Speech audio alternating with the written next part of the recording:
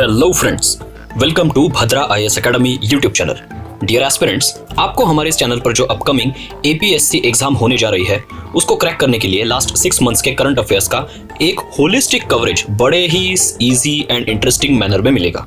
Plus ये videos आपके SSC, UPSC और दूसरे स्टेट पीसीएस वगैरह जैसे जो कॉम्पिटिटिव एग्जाम्स है उनके लिए भी काफ़ी यूजफुल साबित होंगे। एंड यस, इस वीडियो के एंड में आपको इस टॉपिक पर बेस्ड एक एमसीक्यू क्वेश्चन भी दिया जाएगा जो एग्जाम पॉइंट ऑफ व्यू से इंपॉर्टेंट होने वाला है, जिसका आंसर आप कमेंट बॉक्स में मेंशन करके बताएंगे और हमारे नेक्स्ट वीडियो में हम उसका आंसर आपको जरूर बताएंगे। और हाँ, हमारे प्रीवियस वीडियो में पूछे गए क्वेश्चन का भी आंसर आपको इस वीडियो के एंड में बताया जाएगा। सो इस वीडियो को एंड तक जरूर देखिए।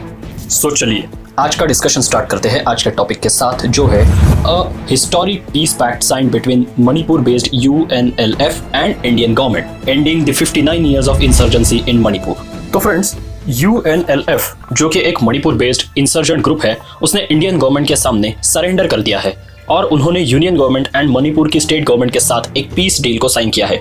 बेसिकली ये जो यूएनएलएफ मतलब यूनाइटेड नेशनल लिबरेशन फ्रंट नाम से एक बैंड मैती एक्सट्रीमिस्ट ऑर्गेनाइजेशन है, रिसेंटली जो मणिपुर में वाइड स्केल पर बहुत दिनों तक के एक भयानक सा एथनिक वायलेंस हुआ, जिसमें कई सारे मासूम लोगों की जानें भी गई और बहुत बड़े लेवल्स पर वायलेंट क्लैशेस देखने को मिले।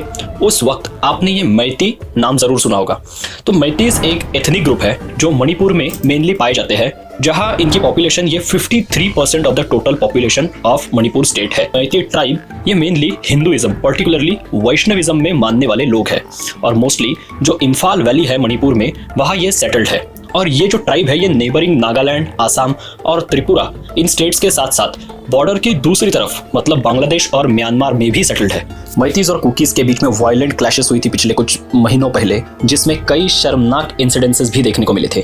सो एक्चुअली ये जो यूएनएलएफ है, ये ऑर्गेनाइजेशन या ग्रुप कह लीजिए, ये बना था नवंबर 1964 में मणिपुर को इंडिया से अलग करने के लिए। वैसे एक और ग्रुप है जिसका नाम है people's liberation army of Manipur, और वो भी एक इंसर्जेंट एक्सट्रीमिस्ट ग्रुप है, अभी तक एक्टिव है वो भी ग्रुप, और इनका भी मोटो वहां पर यही है कि मणिपुर को भारत से अलग करना।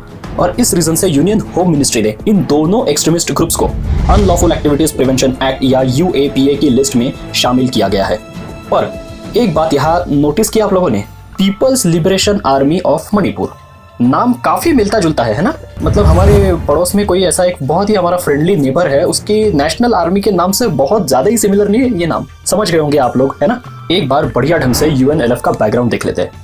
एक्चुअली इंडिया को इंडिपेंडेंस मिलने के बाद से ही अगर हम देखें तो गवर्नमेंट ऑफ इंडिया ने कई डेकेड्स तक जिस तरह का डेवलपमेंट और लोकल्स की एस्पिरेशंस को एड्रेस ना करने का काम नॉर्थ ईस्ट इंडिया में किया, उसी के कारण यहाँ पर ये प्रॉब्लम तैयार हुआ है। मतलब इन रीजन्स में डेवलपमेंट ठीक से ना पहुंचने के कारण और वहाँ के लोकल्स का पार्टिसिपेशन मुख्य धारा में ज्यादा ना होने के कारण यहाँ पर थोड़े बहुत सेसेशनिस्ट जो टेंडेंसीज थी वो बीच बीच में उभर कर ऊपर आती रहती है।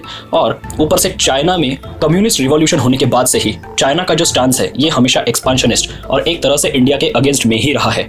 इसी दौरान कोल्ड वॉर ईयर्स के अराउंड चाइना ने चांस ढूंढकर इंडिया के नॉर्थ ईस्टर्न रीजन पर अपनी नजर बनाए रखी और इस रीजन को कैसे डिस्टेबलाइज किया जाए और इंडिया से तोड़ा जाए, इसका एक मिशन ही चलाना चाइना ने शुरू कर दिया। उसी ड्यूरेशन में चाइना के बैकिंग के साथ और सोशलिस्ट आइडियोलॉजी लेकर अरेम्बम समरेंद्र सिंह नाम के आदमी ने यूएनएलएफ का फाउंडेशन किया और इसमें वेपन से लेकर ट्रेनिंग और बाकी जो बैकिंग लगती है किसी मिलिटेंट ऑर्गेनाइजेशन को चलाने के लिए, ये पूरी तरह से चाइना की तरफ से प्रोवाइड की जा रही थी, ऐसा लोगों का कहना है।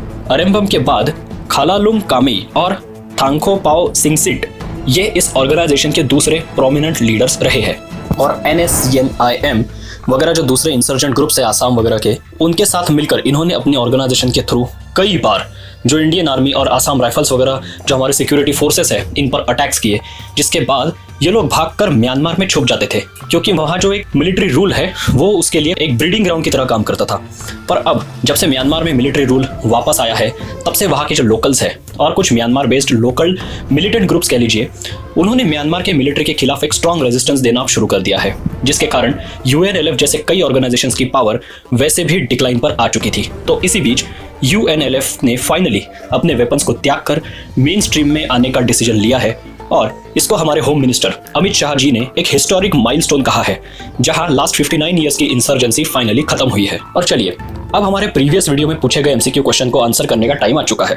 सो लास्ट वीडियो के एमसीक्यू क्वेश्चन का आंसर है ऑप्शन नंबर बी, ओडिशा। और आज का एमसीक्यू क्वेश्चन है, which of the following port in Myanmar was recently inaugurated by union minister of ports and shipping India. Options है A, Yangon port, option B, Mawlamyine port, option C, Sittwe port या option D, Rakhine port. So friends, आपको तो पता ही है कि हमारे next video में आपको इस एमसीक्यू क्वेश्चन का आंसर जरूर मिल जाएगा, लेकिन इन द मीन टाइम आपको भी बताना पड़ेगा इसका करेक्ट आंसर क्या है नीचे दिए गए कमेंट बॉक्स में। Till then stay tuned and subscribe to our Bhadra IAS Academy YouTube channel.